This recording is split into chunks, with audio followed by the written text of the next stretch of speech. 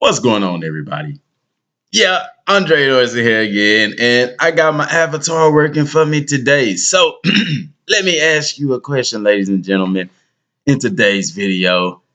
Is the Nintendo Switch worth buying at this point in time? See, I was one of the ones that was kind of skeptical about the Nintendo Switch. I was like, should I get one? Should I wait? I ended up go ahead and getting me one. Now, my Nintendo Switch is collecting dust. But does that mean that it's not worth the buy at this point in time? Well, it clearly depends on what type of games you're into. As many new consoles hit launch dates and things of that nature, they oftentimes come out with not a lot of content to play. At this point in time, the Nintendo Switch has the biggest title so far of the year in Legend of Zelda Breath of the Wild. They also have a pretty good, it's pretty fun, family oriented or group oriented game in 1-2 Switch. 1-2 Switch is it's one of those titles where you get to test out what the console is actually capable of. Is it worth the money? To me, nah. I feel like 1-2 Switch should have been a release title. And then you have Super Bomberman out. They have another title out, Lego City Underworld. Undercover, I mean, I said Underworld. Undercover, Lego City. They also got The Binding of Isaac. Has Been Heroes. It's a cheap game. I think it's like 19 bucks or so, 20 bucks for Has Been Heroes that gives you over hundreds of hours of gameplay. It's a rogue style strategy game. They also, what else am I missing? I mean, there's not a lot of titles out for it right now. The virtual console for it isn't even up yet. But with that being said, there are smaller titles that you can download from the Nintendo eShop. Big titles coming out this month. You have the biggest one that I guess everybody's looking forward to get a breath of fresh air from some of the other titles is Mario Kart 8 Remastered Edition for the Nintendo Switch. Me, myself, personally, I've already pre-ordered Dragon Ball Xenoverse 2 for the Nintendo Switch. I'm hoping that they do a Pokemon for the Nintendo Switch. But honestly, from my perspective, if you're wanting to get your hands on it, take these things under consideration because there's not a lot of titles out for the game. It's not backwards compatible in the sense that you can't put a DS or a Nintendo 3DS game into the console.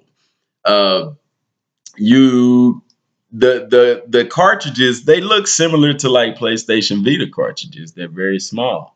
But does it have potential? Yes, it has a ton of potential. If Nintendo can put some titles out for the game, if some of the other developers that they say were on board with it could put some stuff out for the game, then yes, it has a ton of potential.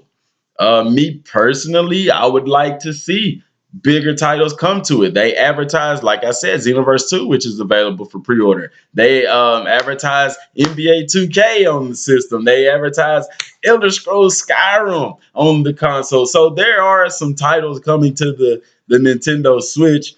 I'm just one of those people where I don't like my console sitting around collecting dust. I play Legend of Zelda. I played 1-2 Switch. I'm not playing. I've got Has Been Heroes on my PS4.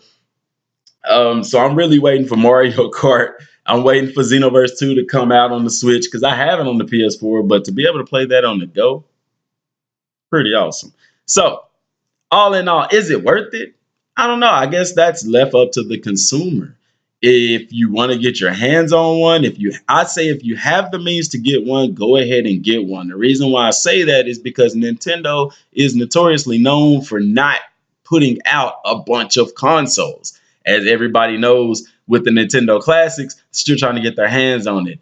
And even with the DSs and things of that nature, they don't. Nintendo doesn't like their products sitting on the shelves. You're not going to see a bunch of them sitting on the shelves like you would PlayStation and Xbox and things of that nature. So it's going to be very important to get out and if you have the means to get it, go ahead and pick it up. I mean, it's definitely an interesting console. The size of it is pretty good. It's like a small tablet, and you even have the docking station where you can play it on the television. It is a true hybrid handheld console that I really hope lives up to the potential, because being able to play my game on the TV or play my game on the go, that's pretty enticing there. Having it in my hands, using it, interfacing with it, it's very simple to use. I love the sound of the buttons whenever you're pushing them. I like the sound of the Joy Cons when they snap into place, kind of make that sound, that 1-2 switch sound. So everything is cool with that. Like I said, if you have the means to get it, go ahead and pick you up one.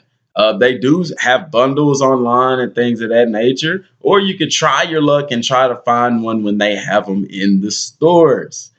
But all in all, it's an awesome console. Is it worth the buy? I'm gonna say, as of right now, I would say, yeah, it's worth it. Now, that's gonna depend on how the console plays out as far as what games are released on the console and things of that nature. Are they gonna have a VR available with the console? That's a very real possibility as well. I'll do that in another video, talk about that. But all in all, it's an awesome console, man. Check it out. Legend of Zelda is fun. There's a ton of hours in that. 1-2 switch, like I said, that's a fun game to play around, but it does get old pretty fast. It's not something that you're gonna play like every day. Oh, I want to play 1-2 switch. It's not. Legend of Zelda is really holding the Nintendo Switch where it is right now, and it's going to be really important for Nintendo to release some big name titles and live up to what they have been advertising. Otherwise, the Nintendo Switch could go the route of the Nintendo Wii U, and they don't want that to happen. I mean, like I said, the one that I have, it has the neon blue and red Joy Cons, which are phenomenal. The HD Rumble in the Joy Cons, it's really cool. And like, you're playing the 1-2 switch game, and you can actually, there's a game where you have to count how many balls are in the little box, and the box is your controller. And it's really cool because you can actually feel things rumbling around in there, and you can actually tell how many are in there. That was really, really cool to see. Now, my thing about it is this. Yeah, that sounds very exciting on the surface. Everybody's like, wow, they have that capability to do that. But unless developers choose to use that, you're not going to see it in the games. And like I said, that's going to be very interesting to see. What I would like me being a Dragon Ball Z fan and Xenoverse, are y'all going to make use of the HD feature? Whenever my character's powering up to do a blast or he's shooting key blast, am I going to feel that in the Joy-Cons? That would be really, really cool to experience, man. Or, if they go the route of using your hands as the controller for beams and punches and things like that, will I be able to feel those things in the Joy-Cons? Developers for these consoles, they push these types of things. Hey, we have HD Rumble, but you don't really see that play out in the games because the developers really can't find a use for it, or say, it's useless to put something like that into the game. So unless the games that you're playing has it in there, you're not going to see it. Now, will Nintendo put those things in their games? I don't know. Maybe it'll be interesting to see. But that's something, like I said, that time will play out. But it is definitely a cool thing. As far as using it, the ease of use, the ease of use is very simple. It does have touchscreen capability and things of that nature. As far as if you were to rate the ease of use between the Nintendo Switch, the PlayStation, and the Xbox, I would say still to me that the PlayStation comes in first. The Nintendo Switch would come in second, and the Xbox would come in last, because the Xbox, there's a lot of stuff. You have to know what you're doing to work the Xbox. PlayStation is a little more user friendly. The Switch it's user friendly. The kids would enjoy it. What would I like to see to come to the Nintendo Switch? YouTube, Netflix, apps of that nature. Being able to watch some of those things on the go would be really cool. Now, I know that you would have to have a Wi-Fi connection and things of that nature. But hey, if I'm at work and I'm on my lunch break and we got some internet, hey, there you go, YouTube. I can hook up to the Wi-Fi and watch a little YouTube video or Netflix or something like that. Or hey, even if I'm at home and the TVs are tied up, I can enjoy that there as well. That would be really cool to see. Now, would I think that they'll do that? I don't know. They did have Netflix and Hulu on the Wii and the Wii U, so it could be a very real possibility to bring it to the Switch as well. I would rather like to see more games for the Nintendo Switch. Now, here's the thing: console exclusives. Like I said, I'm a huge Dragon Ball Z fan. There's only like one Dragon Ball Z game for the PlayStation 4, and that's Dragon Ball Xenoverse 1 and 2. Um, but if you notice on the DS, they released several Dragon Ball Z games. I would like to see that trend continue. I'd like to see some Nintendo exclusives on Dragon Ball Z and stuff like that.